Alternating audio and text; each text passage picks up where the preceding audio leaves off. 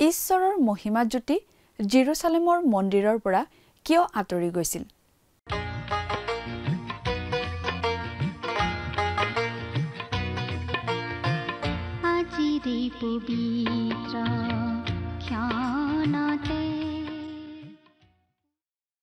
নমস্কাৰ, আমাৰ ভক্তিবচন অনুষ্ঠানলৈ আপোনাক স্বাগতম জনাইছো। খ্ৰীষ্টীয় বিশ্বাসী লোকসকলৰ বাবে বিশেষভাৱে প্ৰস্তুত কৰা এই ভক্তিবচন অনুষ্ঠানটো হৈছে বাইবেল অধ্যয়নৰ ধাৰাবাহিক অসমীয়া অনুষ্ঠান। বাইবেলৰ গোটেই ৬৬খন পুস্তকৰে আমি ইয়াত অধ্যয়ন কৰিম। এই অনুষ্ঠানটো নিয়মিতভাৱে শুনি থাকিলে আমাৰ দৰ্শকসকলে গোটেইখন বাইবেল চোৱাৰ আৰু বুজি পোৱাৰ এটা সুযোগ পাব।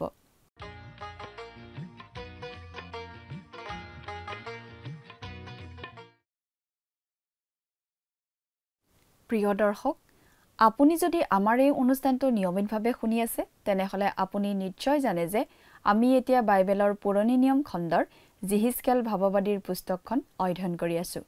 যোৱা অনুষ্ঠানত এই জিহিজকেল পুস্তকখনৰ ৮ নম্বৰ অধ্যায়ৰ ৫ পদৰ পৰা ৯ অধ্যায়ৰ ১১ পদলৈকে পঢ়ি তাৰ ভিত্তিত আগবঢ়োৱা আলোচনা আমি শুনিবলৈ পালো। আজিৰ অনুষ্ঠানত এই জিহিজকেল পুস্তকৰ ১০ আৰু ১১ অধ্যায়ৰ ভিত্তিত আগবঢ়োৱা আলোচনা আমি শুনিবলৈ পাম। ঈশ্বৰে অলৌকিকভাৱে জিহিজকেলক এটা দৰ্শন দেখুৱাইছিল আৰু তেওঁক জেৰুসালেমলৈ লৈ গৈছিল। ঈশ্বৰৰ মহিমা জ্যোতি বা চাকিনা জ্যোতি জেৰুসালেমৰ মন্দিৰ এৰি গুচি যোৱা জিহিজকেলক দেখুওৱা হৈছিল। জেৰুসালেমৰ মন্দিৰটো অসুচি হৈ পৰিছিল। মানুহবোৰে জীৱন্ত আৰু সত্য ঈশ্বৰক সেৱা কৰিবলৈ এৰি দিছিল। তেওঁলোকে ১০ আজ্ঞাৰ প্ৰথম দুয়োটা আজ্ঞা ভংগ কৰি আছিল। দৰ্শনত জিহিজকেলক দেৱালত এটা গাঁত খান্দিবলৈ কোৱা হৈছিল। তেওঁ গাঁত খান্দি এখন দুৱাৰ দেখা পাইছিল। সেই দুৱাৰেৰে তেওঁক ভিতৰ সোমাই যাবলৈ কোৱা হৈছিল আৰু তেনেদৰে ভিতৰলৈ সোমাই গৈ জিহিজকেলে দেখিবলৈ পাইছিল যে যিহুদী লোকসকলে সৃষ্টিকৰ্তা ঈশ্বৰক সেৱা উপাসনা কৰাৰ পৰিৱৰ্তে ঈশ্বৰে বাৰণ কৰা ধৰণৰ সেৱা উপাসনাতহে ব্যস্ত হৈ আছিল। গতিকে জেৰুসালেমৰ মন্দিৰটো ঈশ্বৰে ধ্বংস কৰিব বুলি জিহিজকেলক জনাই দিয়া হৈছিল। নবুখদনেছৰৰ হাতত জেৰুসালেম ধ্বংস হোৱা আৰু তেওঁ জেৰুসালেমৰ মন্দিৰটো জ্বলাই ধ্বংস কৰি পেলোৱা ঘটনাটো অতি ভয়ংকৰ কথা আছিল। ঈশ্বৰে এনেদৰে ঘটিবলৈ দিছিল। তেওঁ কৈছিল, মই তেওঁলোকৰ কাৰ্যৰ ফল তেওঁলোকৰ মূৰৰ ওপৰত ফলিয়াম। ঈশ্বৰে সদায় সকলো নিয়ন্ত্ৰণ কৰি আছে। ঈশ্বৰে যিহুদী লোকবিলাকৰ ওপৰলৈ তেনেদৰে সুদবিচাৰ দণ্ড নমাই আছিল। কিন্তু পাবলগীয়া অৱশিষ্ট লোক কিছুমানো আছিল। ঈশ্বৰৰ কাষ চপা মানুহৰ প্ৰতি ঈশ্বৰ দয়ালু। জিহিজকেল পুস্তকৰ ১০ম অধ্যায়টো আমি জিহিজকেলৰ সেই দৰ্শনটোকে পাওঁ, প্ৰভুৰ মহিমাৰ দৰ্শন। ঈশ্বৰে অলৌকিকভাৱে জিহিজকেলক জেৰুসালেমলৈ লৈ গৈছে যাতে তেওঁ এইবোৰ চাব পাৰে আৰু তাৰ পিছত ইতিমধ্যে বাবিলত বন্দী হৈ থকা ইছৰাইলৰ লোকসকলৰ প্ৰধান অংশক খবৰ দিবলৈ উভতি আহিব পাৰে। তাত ভুৱা ভাৱবাদীসকলে তেওঁলোকক কৈ আছিল যে জেৰুসালেমত সকলো ঠিকেই আছে আৰু তেওঁলোকে সোনকালে তালৈ উভতি যাব পাৰিব। জিহিজকেলে উভতি গৈ তেওঁলোকক ক'ব পাৰিব যে ঈশ্বৰে কিয় নগৰখন ধ্বংস কৰিবলৈ ওলাইছে আৰু তেওঁলোকৰ ওপৰত বিচাৰ হ'বলৈ অনুমতি দিব। কথাবোৰ অধিক বহলাই চাবলৈ আহকচোন। এতিয়া আমি মূল আলোচনাটোৰ মাজলৈ আগবাঢ়ি যাওঁ। আমাৰ পৰম পবিত্ৰ প্ৰভু যীশুখ্ৰীষ্টৰ নামত নমস্কাৰ। প্ৰিয় শ্ৰোতা, আপুনি বাৰু আমাৰ এই ভক্তিবচন অনুষ্ঠানটো নিয়মিতভাৱে শুনি আছেনে? যোৱা অনুষ্ঠানত আমি এই পুস্তকখনৰ ৯ নম্বৰ অধ্যায়ৰ একেবাৰে শেষলৈকে আমাৰ আলোচনা আগবঢ়ালোঁ। গতিকে আজি আমি ১০ নম্বৰ অধ্যায়ৰ ১ নম্বৰ পদৰ পৰা আলোচনা আৰম্ভ কৰিব খুজিছোঁ। আপুনি আপোনাৰ বাইবেলখন মেলি লৈছেনে বাৰু? আমি এই ১০ নম্বৰ অধ্যায়ত দুটা বিষয় পাওঁ। ১ নম্বৰ পদৰ পৰা ১৭ নম্বৰ পদলৈ ঈশ্বৰৰ উজ্জ্বল গৌৰৱে মন্দিৰৰ পবিত্ৰ স্থান পৰিপূৰ্ণ কৰাৰ কথা, আৰু ১৮ পৰা ২২ নম্বৰ পদ অৰ্থাৎ শেষ পদলৈকে আমি পাওঁ ঈশ্বৰৰ সেই উজ্জ্বল গৌৰৱে জেৰুসালেমৰ সেই মন্দিৰ ত্যাগ কৰাৰ সেই দুখ লগা কথাটো। আমি এতিয়া বাইবেলৰ পৰা পাঠ কৰি দিম। ১০ নম্বৰ অধ্যায় ১ আৰু ২ নম্বৰ পদ। তেতিয়া মই চাই দেখিলোঁ, কৰূপ কেইজনৰ মূৰৰ ওপৰত থকা চন্দ্ৰতাপ যেন বস্তুটোত তেওঁবিলাকৰ ওপৰত এটি নীলকান্ত মণিৰ নিচিনা এখন সিংহাসনৰ মূৰ্তিৰ নিচিনা এক পদাৰ্থ প্ৰকাশ পাইছিল। পাছে তেওঁ শণ সূতাৰ বস্ত্ৰ পিন্ধা পুৰুষজনক ক'লে, তুমি ঘূৰি থকা চক্ৰবোৰৰ মাজলৈ কৰূপ কেইজনৰ তললৈ গৈ তেওঁবিলাকৰ মাজৰ পৰা অঞ্জলি ভৰাই জুইৰ অঙঠা লৈ নগৰখনত সেইবোৰ সিঁচৰতি কৰি পেলোৱা। তাতে সেই পুৰুষজন মোৰ চকুৰ আগতে তাত সোমাল। শণ সূতাৰ বস্ত্ৰ পিন্ধা মানুহকেইজনক কোৱা হৈছিল জুইৰ অঙঠা লৈ নগৰখনত সেইবোৰ সিঁচৰতি কৰি পেলাবলৈ। বলিৰ তেজ বেদীৰ পৰা লৈ অনুগ্ৰহৰ সিংহাসনত ৰখা হৈছিল। সেই অঙঠাবোৰে ঈশ্বৰৰ ক্ৰোধৰ দণ্ডৰ কথা বুজায়। মানুহবোৰে ঈশ্বৰৰ কৰোণা, অনুগ্ৰহ আৰু মুক্তি প্ৰত্যাখ্যান কৰিছিল। গতিকে তেওঁলোকে এতিয়া ঈশ্বৰৰ সুধবিচাৰৰ সন্মুখীন হ'ব লাগিব। এইটো অতিকৈ সৰল আৰু স্পষ্ট কথা। ঈশ্বৰে তেওঁৰ একেজাত পুত্ৰ যীশুখ্ৰীষ্টক এই জগতলৈ পঠাইছিল, কাৰণ তেওঁ আপোনাক প্ৰেম কৰে। যিহেতু তেওঁ পবিত্ৰ, গতিকে তেওঁ আপোনাৰ মোৰ পাপৰ শাস্তি ল'ব লগা হ'ল। তেওঁ ক্ৰুচত মৰিব লগা হ'ল। নহ'লে আমি পাপৰ শাস্তিস্বৰূপে অনন্ত মৃত্যু পাব লগা হ'লহেঁতেন। খ্ৰীষ্টই আমাৰ পাপৰ ক্ষমা। আমাৰ পাপৰ বাবে অনুগ্ৰহৰ সিংহাসন তেওঁৱেই কেৱল আপোনাৰ মোৰ কাৰণেই নহয়, গোটেই জগতৰেই। গতিকে আমাৰ সকলোৰে বাবে যে তেওঁৱেই অনুগ্ৰহৰ সিংহাসন, এই কথা অতি গুৰুত্বপূৰ্ণ কথা। যিহেতু তেওঁ সকলোৰে বাবেই সেই অনুগ্ৰহৰ সিংহাসন, গতিকে আমাৰ বাবে সেই অনুগ্ৰহৰ সিংহাসন মুকলি আছে। কিন্তু আপুনি যদি সেই অনুগ্ৰহৰ সিংহাসন প্ৰত্যাখ্যান কৰে, আপোনাৰ ওপৰলৈ ঈশ্বৰৰ সুধবিচাৰ নামি আহিবই। খ্ৰীষ্টই আমাৰ শাস্তি নিজে ল'লে আৰু একমাত্ৰ সেই ব্যৱস্থাৰেই আজি আমাক ঈশ্বৰে ক্ষমা প্ৰদান কৰিব পাৰে। আপুনি বা মই খুব ভাল আদৰণীয় মানুহ কাৰণে নহয়। আমি আচলতে পাপী আৰু ঈশ্বৰ বিৰোধী। আজি আচলতে প্ৰতিজন খ্ৰীষ্টীয় বিশ্বাসীয়েই নিজকে খুব বেছি এজন ক্ষমালাভ কৰা, পৰিত্ৰাণ পোৱা পাপী বুলিহে চিনাকি দিব পাৰে। আমি আনতকৈ অকণো ভাল মানুহ নহয়। এতিয়া জেৰুচালেমলৈ সুধবিচাৰ নামি আহিব। যি নগৰ গোটেই পৃথিৱীৰ কেন্দ্ৰবিন্দুৰ নিচিনা আছিল। ইয়াক আচলতে ঈশ্বৰে পৃথিৱীখনৰ নাভি বুলি কৈছে। খ্ৰীষ্টৰ 1000 বছৰীয়া ৰাজত্বৰ ৰাজধানীও হ'ব এই নগৰ। ইয়েই হ'ব পৃথিৱীখনৰ অনন্তকলীয়া কেন্দ্ৰ। আজিও আচলতে এই পৃথিৱীৰ সকলোতকৈ গুৰুত্বপূৰ্ণ ঠাই। এজন লোকে কৈছিল, পেলেষ্টাইন দেশ পৃথিৱীৰ নাৰীৰ কেন্দ্ৰ হৈছিল অব্ৰাহামৰ যোগেদি। পিছলৈ ই সত্যৰ কেন্দ্ৰ হৈছিল মুচি আৰু আন ভাৱবাদীবিলাকৰ যোগেদি। অৱশেষত ই পৰিত্ৰাণৰ কেন্দ্ৰস্থল হৈ পৰিল প্ৰভু যীশুৰ আবিৰ্ভাৱৰ যোগেদি। তেওঁক প্ৰত্যাখ্যান কৰাৰ ফলত ই হৈ পৰিল ধুমুহাৰ কেন্দ্ৰস্থল, আৰু শতিকাৰ পিছত শতিকা ধৰি ই তেনে ধুমুহাৰ কেন্দ্ৰস্থল হৈয়েই আছে। কিন্তু শাস্ত্ৰই কৈছে যে এদিন ই হৈ পৰিব শান্তিৰ কেন্দ্ৰস্থল প্ৰভু যীশুৰ ৰাজত্বৰ কালছোৱাত, আৰু ই অনন্তকালৰ বাবে হৈ পৰিব গৌৰৱ মহিমাৰ কেন্দ্ৰস্থল। যিহিচকেল ভাৱবাদীৰ দৰ্শনৰ যোগেদি আমি দেখিবলৈ পাইছোঁ জেৰুচালেমৰ পৰা ঈশ্বৰৰ গৌৰৱ আঁতৰি যোৱা। কিন্তু তথাপি এই নগৰখনক লৈ ঈশ্বৰৰ অনন্তকলীয়া পৰিকল্পনা আছে। 4 নম্বৰ পদ। তেতিয়া জিহুৱাৰ গৌৰৱ কৰূপ কেইজনৰ পৰা উঠি গৈ গৃহৰ দুৱাৰদলিৰ ওপৰত আছিল, আৰু গৃহটি মেঘ-ধূসৰেৰে আৰু চোতালখন জিহুৱাৰ গৌৰৱৰ দীপ্তিৰে পৰিপূৰ্ণ হৈছিল। ঈশ্বৰৰ সেই চাকিনা গৌৰৱ আছিল মন্দিৰৰ অতি পবিত্ৰ স্থানত। সেই ঠাই আচলতে ঈশ্বৰৰ সৈতে লগ হোৱাৰ, ঈশ্বৰক সাক্ষাৎ কৰাৰ ঠাই আছিল। এতিয়া সেই মহিমা জ্যোতি, সেই চাকিনা গৌৰৱ মন্দিৰৰ সেই অতি পবিত্ৰ স্থানৰ পৰা আঁতৰি গৈ মন্দিৰৰ ওপৰতে ৰৈ আছিল। মানুহবোৰ আকৌ ঈশ্বৰলৈ উভতি আহেনে নাহে চাবলৈ। অৰ্থাৎ ঈশ্বৰে মানুহবোৰক মন পালটন কৰাৰ এটা সুযোগ দি আছিল। 5 পৰা 8 নম্বৰ পদ। আৰু সৰ্বশক্তিমান ঈশ্বৰে কথা কোৱা সময়ৰ শব্দৰ নিচিনাকৈ কৰূপ কেইজনৰ দেউকাৰ শব্দ বাহিৰ চোতাললৈকে শুনা গৈছিল। পাছে তুমি ঘূৰি থকা চক্ৰবোৰৰ মাজৰ পৰা কৰোবকেইজনৰ মাজ ঠাইৰ পৰা জুই লোৱা বুলি শণ সূতাৰ বস্ত্ৰ পিন্ধা পুৰুষজনক আজ্ঞা দিলত তেওঁ সোমাই গৈ এটা চক্ৰৰ কাষত থিয় হ'ল। তেতিয়া কৰোবজনে কৰোবকেইজনৰ মাজৰ পৰা তেওঁবিলাকৰ মাজত থকা জুইলৈ হাত মেলি তাৰ কিছু লৈ শণ সূতাৰ বস্ত্ৰ পিন্ধা পুৰুষজনৰ হাতত দিলে। তেওঁ তাক লৈ বাহিৰ হ'ল। আৰু কৰোবকেইজনৰ গাত তেওঁবিলাকৰ নিজ নিজ ডেউকাৰ তলত মানুহৰ হাতৰ নিচিনা এক বস্তু দেখা গ'ল।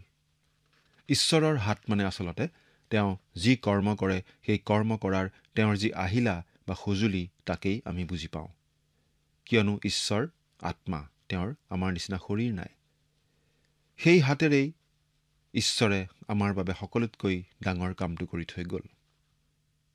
ক্ৰুচত আমাৰ বাবে মুক্তিৰ কাৰ্য তেওঁ সম্পাদন কৰিলে।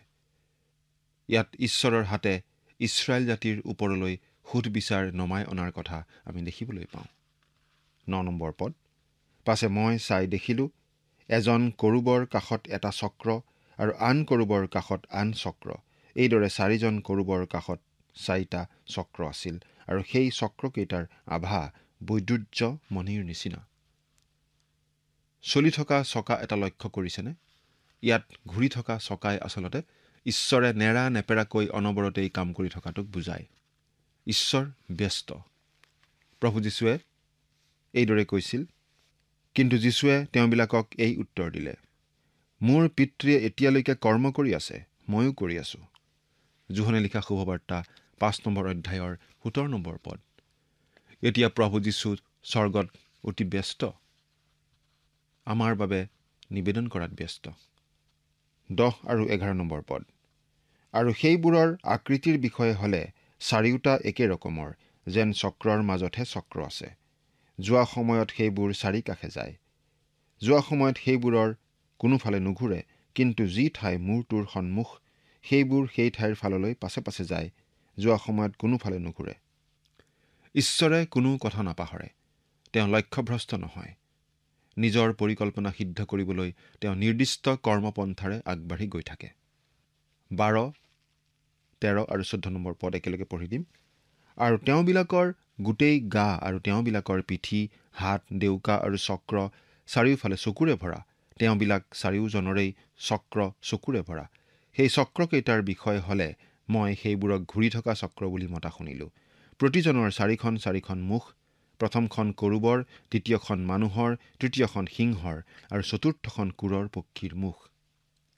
ইয়াত প্ৰতীকধৰ্মী কথা আছে, কিন্তু সহজভাৱে আমি এইটোৱে বুজি পাওঁ যে ইয়াত শুভবাৰ্তা 4খনৰ বাৰ্তাৰ কথা আছে। ঈগল চৰাইৰ মুখখনে খ্ৰীষ্টৰ ঐশ্বৰিকতাক বুজায়। সেয়া হৈছে যোহনে লিখা শুভবাৰ্তাৰ মূল বাৰ্তা।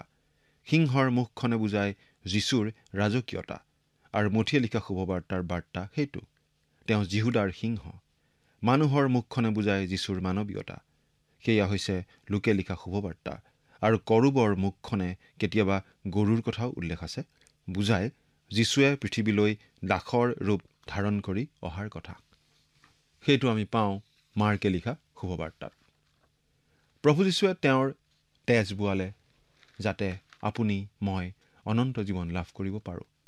তেওঁ এখন অনুগ্ৰহৰ সিংহাসন প্ৰস্তুত কৰিলে। তাতেই আমি আজি অনুগ্ৰহ লাভ কৰিব পাৰোঁ। এতিয়া 15 নম্বৰ পদটো পঢ়ি দিম। পাছে কৰোবকেইজন ওপৰলৈ উঠি গ'ল। কবাৰ নদীৰ পাৰত মই দেখা প্ৰাণী এইবিলাক। জিহিজকেলে তেওঁ প্ৰথম অধ্যায়ত দেখা দৰ্শনৰ প্ৰসংগটো ইয়ালৈ টানি আনিছে। 18 নম্বৰ পদ পঢ়িম। পাছে জিহুৱাৰ গৌৰৱ দুৱাৰদলিৰ ওপৰৰ পৰা প্ৰস্থান কৰি কৰোবকেইজনৰ ওপৰত ৰ'ল। ঈশ্বৰৰ মহিমা জ্যোতি মন্দিৰৰ পৰা উঠি গৈছিল। 19 নম্বৰ পদ। কৰোবকেইজনে প্ৰস্থান কৰোঁতে ডেউকা দাঙি মোৰ আগতে পৃথিৱীৰ পৰা ওপৰলৈ উঠি গ'ল, আৰু তেওঁবিলাকৰ কাষে কাষে চক্ৰকেইটাও চলিল। আৰু তেওঁবিলাক জিহুৱাৰ গৃহৰ পূবফালৰ বাটচৰাৰ দুৱাৰমুখত থিয় হ'ল, আৰু তেওঁবিলাকৰ ওপৰত ওখত ইছৰাইলৰ ঈশ্বৰৰ গৌৰৱ আছিল। কৰোবকেইটাও উৰি গুচি গৈছিল, আৰু ঈশ্বৰৰ মহিমা জ্যোতি আঁতৰি গৈ পূবপিনৰ দুৱাৰত ৰৈ আছিল। 20 পৰা 22 নম্বৰ পদ। কবাৰ নদীৰ ওচৰত ইছৰাইলৰ ঈশ্বৰৰ তলত মই দেখা প্ৰাণী এইবিলাক। তাতে এইবিলাক যে কৰোব তাক মই জানিলোঁ। প্ৰতিজনৰ 4খন মুখ আৰু 4খন ডেউকা, আৰু নিজ নিজ ডেউকাৰ তলত মানুহৰ হাতৰ নিচিনা এক বস্তু আছিল। তেওঁবিলাকৰ মুখৰ আকৃতিৰ বিষয়ে হ'লে মই কবাৰ নদীৰ ওচৰত দেখা মুখেই মুখ আৰু একে আকৃতি একে বস্তু তেওঁবিলাক প্ৰতিজনে পোনে পোনে যায়। আমি বিশ্বাস কৰোঁ এই দৰ্শনটোৱে এই কথা বুজায় যে ঈশ্বৰ এদিন মানুহৰূপে পৃথিৱীলৈ আহিব। সেই কথা তেতিয়াই জনাই দিয়া হৈছিল আৰু সেই ঘটনা ঘটিছিল, কাৰণ সেই বাক্য মাংস হ'ল আৰু অনুগ্ৰহ আৰু সত্যতাৰে পৰিপূৰ্ণ হৈ আমাৰ মাজত বসতি কৰিলে প্ৰভু যীশুৰ ৰূপত। ঈশ্বৰৰ গৌৰৱে মন্দিৰ ত্যাগ কৰাৰ এই বৰ্ণনাখিনিও জিহিজকেলৰ আচলতে আন এটা দৰ্শন। বৰ অলৌকিক শক্তিৰে জিহিজকেলক জিহুৱা ঈশ্বৰে জেৰুচালেমলৈ লৈ গৈছে আৰু অধ্যায়টোত বৰ্ণিত ঘটনাবোৰ দেখা পোৱাৰ পাছত তেওঁক বাবিললৈ গৈ তাত বসবাস কৰা ইছৰাইলৰ সন্তানসকলৰ আগত প্ৰধান প্ৰধান ঘটনাবিলাকৰ বিষয়ে জনাবলৈ আজ্ঞা দিছে। কাৰণ তাত মিছলীয়া ভাৱবাদীসকলে মিছাকৈয়ে কৈ আছিল যে জেৰুচালেম ঠিকেই থাকিব। এতিয়া জিহিজকেলে ক'ব পাৰিব যে তেওঁলোকৰ ভাৱবাণী মিছা, যে জেৰুচালেম ধ্বংস হ'বই। কাৰণ জেৰুচালেমতো যে কিছুমান জঘন্য ঘিনলগীয়া কাৰ্য চলি আছে তাক 8 নম্বৰ অধ্যায়তেই আমি পাই আহিছোঁ। অবুজ আৰু দুৰ্ভগীয়া জাতি, ঈশ্বৰৰ মনোনীত জাতিৰূপে ইছৰাইলৰ ইটো সিটো যিমানবিলাক যি আছিল আন কোনো জাতিৰেই সিমান নাছিল। ঈশ্বৰৰ যি চাক্ষুষ উপস্থিতি সেয়া ইছৰাইলৰ বাবে আছিল, কিন্তু সেইটো আজি মণ্ডলীৰ নিমিত্তে নাই। কিন্তু কি চৰম বেদনাৰ কথা যে এতিয়া ঈশ্বৰৰ সেই উজ্জ্বল গৌৰৱো আঁতৰি যাবলৈ ওলাইছে চৰম অসন্মান, অপমান, বেজাৰ আৰু ক্ৰোধত। প্ৰিয় শ্ৰোতা, আপোনাৰ আৰু মোৰ জীৱনত কথাটো একেবাৰে সুকীয়া। ঈশ্বৰৰ উপস্থিতি সদায় আমাৰ সংগে সংগে থাকে। আমিহে তেওঁৰ উপস্থিতিৰ পৰা আঁতৰি আহোঁ। কিন্তু তেওঁৰ উপস্থিতিত চলিব নোৱাৰিলে আমি তেওঁৰ লোকৰ দৰে চলিব নোৱাৰোঁ। সেই কথা আমি পাহৰা উচিত নহয়। এতিয়া আমি 11 নম্বৰ অধ্যায়লৈ আহোঁ। এই 11 নম্বৰ অধ্যায়টোত আছে সেই শাসনকৰ্তা বা চলাওঁতাসকলৰ বিৰুদ্ধে ভাৱবাণী, যিসকল তেতিয়াও জেৰুচালেমতেই ৰৈ গৈছিল। জেৰুচালেমৰ অধিকভাগ লোকক যদিও বাবিলনীয়াসকলে বন্দী কৰি বাবিললৈ লৈ গৈছিল, তথাপি তেতিয়াও জেৰুচালেমখন ধ্বংস কৰা হোৱা নাছিল। ছিদিকিয়া ৰজা তেতিয়াও ৰাজপাটতেই আছিল। তাৰ অৰ্থাৎ জেৰুচালেমৰ শাসক আৰু চলাওঁতাসকল কেৱল যে ঈশ্বৰৰেই বিৰোধিতা কৰিছিল এনে নহয়, তেওঁলোকে বাবিলৰ ৰজা নবুখদনেছৰ ৰজাৰ বিৰুদ্ধেও বিদ্ৰোহ কৰি আছিল। 11 নম্বৰ অধ্যায়ৰ 1 নম্বৰ পদটো পঢ়ি দিছোঁ। পাছে আত্মাই মোক দাঙি জিহুৱাৰ গৃহৰ পূবফালে মুখ কৰা পূবফালৰ বাটচৰাৰ ওচৰলৈ নিলে, আৰু চোৱা, সেই বাটচৰাৰ দুৱাৰমুখত 25জন পুৰুষ আছিল, আৰু তেওঁবিলাকৰ মাজত উজ্জুৰৰ পুতেক জাজনীয়া আৰু বনায়াৰ পুতেক পলতিয়া প্ৰজাবিলাকৰ এই দুজন অধ্যক্ষক মই দেখিলোঁ। ইয়াত যি 25জন পুৰুষৰ কথা উল্লেখ কৰা হৈছে, তেওঁলোকেই জেৰুচালেমৰ ৰজাক ৰাজশাসনত সহায় কৰিছিল, আৰু তেওঁলোকৰ মাজৰে দুজনৰ নাম ইয়াত উল্লেখ কৰা হৈছে। 2 আৰু 3 নম্বৰ পদ। তেতিয়া তেওঁ মোক ক'লে, হে মনুষ্য সন্তান, এই নগৰত কুকল্পনা কৰোঁতা আৰু কুমন্ত্ৰণা দিওঁতা লোক এইবিলাকে কয়, ঘৰ সাজিবৰ সময় ওচৰ চপা নাই, এই নগৰখন কেৰাহী আৰু আমি মাংসস্বৰূপ। এই কুকল্পনা কৰোঁতা আৰু কুমন্ত্ৰণা দিওঁতা চলাওঁতাসকলে কৈছিল, এই জেৰুচালেম নগৰখন আমাৰ চাহৰ পিয়লা, এয়া আমাৰ একেবাৰে নিজৰ, বেছিভাগে আমাক এৰি গুচি গৈছে, যাওক। কিন্তু আমি হ'লে ইয়াতেই জীৱন কটাম, আমি ইয়াতেই শান্তি বিৰাজ কৰাম, আৰু ইয়াতেই আমি আমাৰ অন্ন বস্ত্ৰ জোৰাওকৈ পাম। এইদৰে যি চিন্তা তেওঁলোকে কৰিছিল, তেওঁলোকে কেৱল শাৰীৰিক সুখ স্বাচ্ছন্দ্যৰ কথাকেহে চিন্তা কৰিছিল। ঈশ্বৰ চিন্তা তেওঁলোকৰ অন্তৰত যে নাছিলেই, তেওঁলোকৰ মূৰতো নাছিল। 5 নম্বৰ পদ। তাতে জিহুৱাৰ আত্মা মুঠ স্থিতি হলত তেওঁ মোক ক'লে, তুমি কোৱা, জিহুৱাই এই কথা কৈছে, হে ইছৰাইল বংশ, তোমালোকে এই ৰূপ কথা কৈছা, কিয়নো তোমালোকৰ মনত উদয় হোৱা কথা মই জানিছোঁ। আমি কি ভাবোঁ তাকো ঈশ্বৰে অতি স্পষ্টভাৱে জানে। বহু বহু দূৰৰ পৰাই তেওঁ আমাৰ সকলো কথা অতি স্পষ্টভাৱে আৰু অতি সঠিকভাৱে জানে। মনতে আমি যি ভাবোঁ তাকো তেওঁ শুনে, আৰু মনতে যি কল্পনা কৰোঁ তাকো তেওঁ দেখা পায়। 6 নম্বৰ পদ, তোমালোকে এই নগৰত তোমালোকৰ হত লোকবিলাকৰ সংখ্যা বৃদ্ধি কৰিলা আৰু ইয়াৰ আলিবোৰ হত লোকেৰে পৰিপূৰ্ণ কৰিলা। জেৰুচালেম নগৰখনত যিবিলাক লোকে ঈশ্বৰৰ পক্ষ লৈ কথা কৈছিল তেওঁলোককেই তেওঁলোকে বধ কৰিছিল নিশ্চয়। 10 নম্বৰ পদ, তোমালোক তৰোৱালত পতিত হবা, মই ইছৰাইলৰ সীমাতেই তোমালোকক দণ্ড দিম, তাতে মই যে জিহুৱা ইয়াক তোমালোকে জানিবা। ঈশ্বৰৰ সুধবিচাৰৰ উদ্দেশ্য হৈছে যেন লোকবিলাকে জানে যে তেওঁ সঁচাকৈ ঈশ্বৰ। 11 নম্বৰ পদ, এই নগৰখন তোমালোকৰ কেৰাহী নহ'ব আৰু তোমালোক ইয়াৰ মাজত থকা মাংস নহ'বা, মই ইছৰাইলৰ সীমাতেই তোমালোকক দণ্ড দিম। ঈশ্বৰে কৈছে যে তেওঁবিলাকৰ সুধবিচাৰ কৰিবই কৰিব। এতিয়া 14 পৰা 16 নম্বৰ পদলৈকে পাঠ কৰিম। পুনৰাই জিহুৱাৰ বাক্য মোৰ ওচৰলৈ আহিল, বোলে, হে মনুষ্য সন্তান, তোমাৰ এই ভাইবিলাক, তোমাৰ জ্ঞাতি কুটুম্ববিলাক, ইছৰাইলৰ গোটেই বংশ, এই আটাইবিলাককে জেৰুচালেম নিবাসীবিলাকে কয়, তোমালোক জিহুৱাৰ পৰা আঁতৰ হোৱা, অধিকাৰৰ অৰ্থে এই দেশ আমাকহে দিয়া হ'ল। এই হেতুকে তুমি কোৱা, প্ৰভু জিহুৱাই এই কথা কৈছে, মই যদিও তেওঁবিলাকক জাতিবিলাকৰ মাজলৈ দূৰ কৰিলোঁ আৰু যদিও মই দেশবোৰৰ মাজত তেওঁবিলাকক ছিন্ন ভিন্ন কৰিলোঁ, তথাপি তেওঁবিলাক যি দেশলৈ গ'ল সেই দেশত মই অলপকাল তেওঁবিলাকৰ ধৰ্মধাম হ'ম। যেতিয়া জেৰুচালেমৰ মন্দিৰখন ধ্বংস কৰা হৈছিল তেতিয়া তেওঁৰ লোকবিলাকৰ সৈতে সম্বন্ধ ৰখাৰ এইটোৱেই আছিল ঈশ্বৰৰ নিজৰ ব্যৱস্থা। দানিয়েল আৰু অনেকে মন্দিৰ ধ্বংস হোৱাৰ কালচোৱাত ঈশ্বৰে কৰা এই ব্যৱস্থাৰ দৰেই ঈশ্বৰৰ সৈতে দেখা সাক্ষাৎ কৰিছিল। 17 পদৰ পৰা 20 পদলৈকে পাঠ কৰিব খুজিছোঁ। এই হেতুকে তুমি কোৱা, প্ৰভু জিহুৱাই এই কথা কৈছে, মই জাতিবিলাকৰ মাজৰ পৰা তোমালোকক চপাম আৰু তোমালোক ছিন্ন ভিন্ন হোৱা দেশবোৰৰ পৰা তোমালোকক গোটাম আৰু তোমালোকক ইছৰাইল দেশ দিম। তেওঁবিলাকে এই দেশলৈ যাব আৰু তাৰ আটাই গৰ্হিত আৰু ঘিনলগীয়া বস্তু তাৰ মাজৰ পৰা দূৰ কৰিব। তেওঁবিলাকে মোৰ বিধিত চলিবৰ আৰু মোৰ শাসন প্ৰণালী পালন কৰি সেই অনুসাৰে কাৰ্য কৰিবৰ নিমিত্তে মই তেওঁবিলাকক একেটা চিত্ত দান কৰিম আৰু তোমালোকৰ অন্তৰত এক নতুন আত্মা স্থিতি কৰিম আৰু তেওঁবিলাকৰ শৰীৰৰ পৰা শিল ৰূপ মন গুচাই তেওঁবিলাকক মাংসৰূপ মন দিম। তাতে তেওঁবিলাক মোৰ প্ৰজা হ'ব আৰু মই তেওঁবিলাকৰ ঈশ্বৰ হ'ম। এই পদকেইটাত কোৱা হৈছে যে ঈশ্বৰে বন্দী হোৱা লোকসকলক নিজৰ দেশলৈ পুনৰ ঘূৰাই আনিব।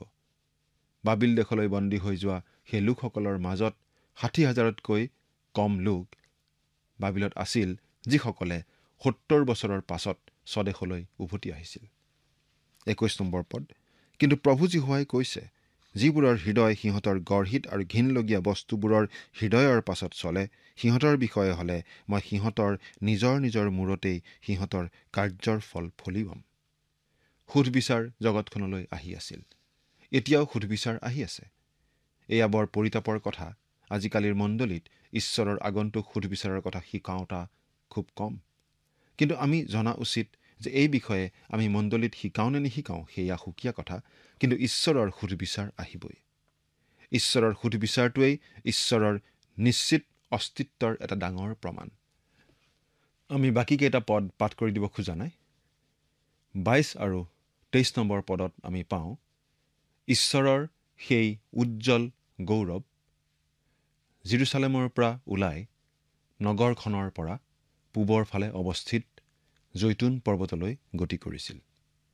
তাৰপিছত 24 নম্বৰ পদত আমি পাওঁ, অলৌকিক শক্তিৰ ব্যৱস্থাৰে জিহিজকেলক পুনৰ বাবিললৈ ঘূৰাই লৈ যোৱা হৈছিল, কাৰণ সেয়া এটা দৰ্শন আছিল। 25 নম্বৰ পদটো পঢ়িছোঁ, পাছে জিহুৱাই মোক দেখুওৱা সকলো বিষয় মই দেশান্তৰিত লোকবিলাকক ক'লোঁ। তেওঁ বাবিললৈ ঘূৰি গৈ তাত থকা মানুহবিলাকক কৈছিল যে মিছলীয়া ভাৱবাদীসকলে অনবৰতে মিছা কথাহে কৈ আছিল। তেওঁ কৈছিল যে তেওঁ দৰ্শনত দেখা পালে যে জেৰুচালেম নিশ্চয় ধ্বংস হ'ব আৰু অনেক লোক বন্দী হৈ বিদেশলৈ যাব লাগিব। তেওঁ এতিয়া তেওঁলোকক ক'ব পাৰে কিয় ঈশ্বৰে তেওঁলোকৰ ওপৰত সুধবিচাৰ কৰিব। কাৰণটো হৈছে যে তেওঁ কোৱা কথা তেওঁলোকে বিশ্বাস নকৰিব। কিন্তু তেওঁ হ'লে নানা চিনেৰে তেওঁলোকৰ আগত ঈশ্বৰৰ ভাৱবাণী ঘোষণা কৰি থাকিব। প্ৰিয় শ্ৰোতা, ঈশ্বৰে আমাক বিভিন্ন প্ৰকাৰে নিজৰ অস্তিত্বৰ কথা জনাই থাকে, নিজৰ বিষয়ে বুজাই থাকে। কিন্তু আমি জানিও নজনাৰ ভাও ধৰি থাকোঁ, বুজিও নুবুজাৰ ভাও ধৰি থাকোঁ। এই কথা বাৰু সঁচা নহয়নে? চিন্তা কৰি চাওকচোন। ঈশ্বৰে আপোনাক সহায় কৰক। আমেন।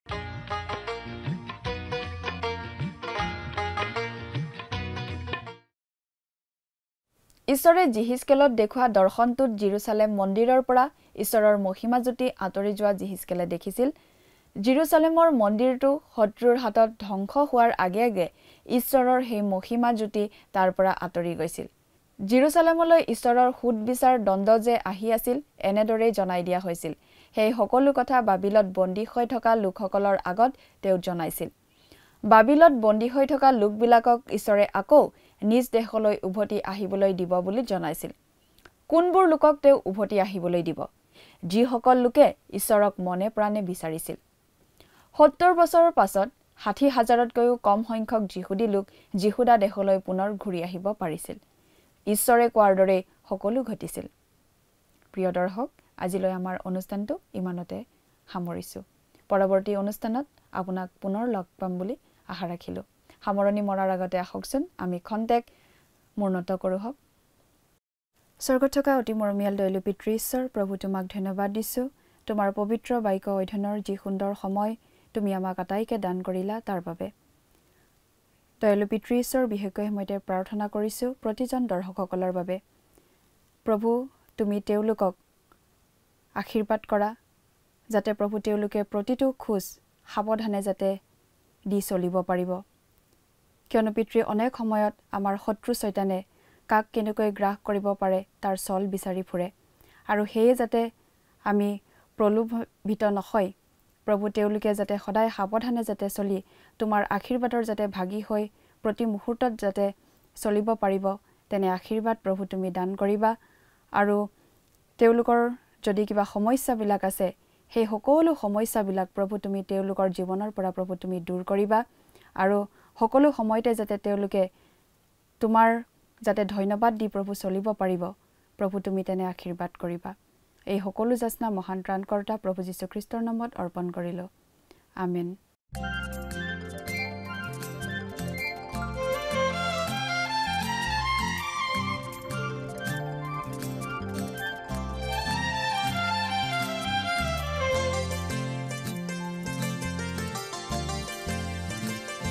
সৃষ্টি চাই অবাক হৈ যেনি চাও নুবুজো তুমি কেনে মহিমাময়। এই সৃষ্টি চাই অবাক হৈ যেনি চাও নুবুজো তুমি কেনে মহিমাময়।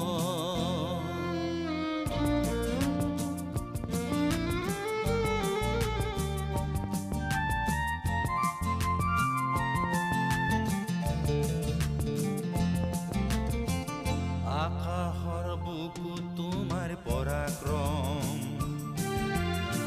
পৃথিৱীত সৃষ্টিৰ কেনে অনুগ্ৰহ।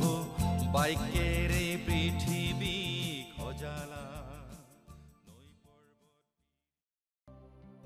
প্ৰিয় শ্ৰোতা দৰ্শক, আশা কৰোঁ ভক্তিবচন অনুষ্ঠানটি উপভোগ কৰি আপোনাৰ নিশ্চয় ভাল লাগিছে। এই বিষয়ে আপোনাৰ মতামত জানিব পাৰিলে আমি নথৈ আনন্দিত হ'ম। আপোনাৰ যদি আমাৰ এই অনুষ্ঠানটি উপভোগ কৰি ভাল লাগিছে, তেন্তে অনুগ্ৰহ কৰি আমালৈ এটি মিছ কল দিয়কচোন। আপোনাৰ এটা মিছ কল আমাৰ বাবে অতি মূল্যৱান। প্ৰতিটো মিছ কল দিয়া সকলৰ মাজৰ পৰা এজন বিশেষ দৰ্শকক বাছি লৈ সপ্তাহৰ শেষত পুৰস্কৃতও কৰা হ'ব। মিছ কল দিয়া নম্বৰটো হৈছে 04449081 আপোনাৰ যদি কিবা প্ৰাৰ্থনাৰ বিষয় থাকে বা অধিক জানিবলৈ ইচ্ছা কৰে, তেন্তে টেলিফোনৰ মাধ্যমেৰেও আমাক যোগাযোগ কৰিব পাৰে। আমাৰ টেলিফোন নম্বৰটো হৈছে 7429840242। আপুনি আমালৈ ইমেইল অথবা পত্ৰযোগেও যোগাযোগ কৰিব পাৰে। তাৰ বাবে আমাৰ ইমেইল ID আৰু পোষ্টেল এড্ৰেছটো টিভি পৰ্দাত চাই লওকচোন। পুনৰ লগ পোৱাৰ আশাৰে আজিলৈ ইমানতে সামৰিছোঁ। ঈশ্বৰে আপোনাক আশীৰ্বাদ কৰক।